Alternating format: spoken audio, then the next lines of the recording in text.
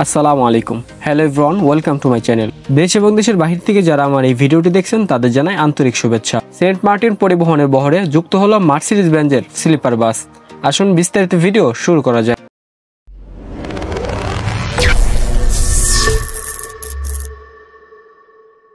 করোনাকালীন সময় থেকে দেশে স্লিপার বাসের সংখ্যা বাড়তে থাকে। সব বাদ দিয়ে বাস মালিকরাও ঝুঁকে এই দিকে।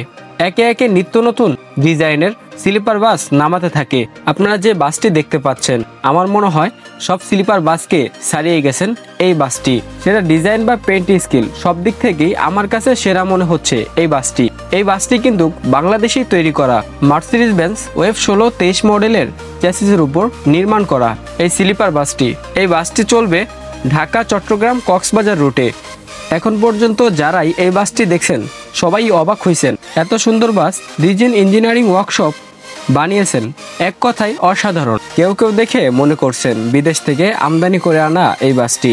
আসলে এই বাসটি বাংলাদেশেই তৈরি করা। বাসের সামনে বা ভিতরে ব্যাকসাইড সহ লাইটিং সহ অসাধারণ কাজ হয়েছে এই বাস। আমরা যদি এখন ভিতরের দিক দেখি তাহলে দেখতে পাবেন ড্যাশবোর্ড।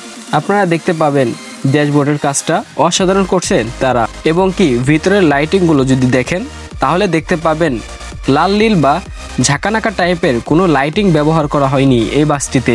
তারা কিন্তু সাদা লাইট ব্যবহার করছেন এই বাসটিতে। শুধু তাই নয়, তারা ক্যাবিনগুলোর কাজ অনেক সুন্দর করেছেন। এই বাসে সিট আছে মোট 30টি। ডাবল এবং সিঙ্গেল কেবিন রয়েছে, যেমনটা স্লিপার কোর্সে হয়ে থাকে।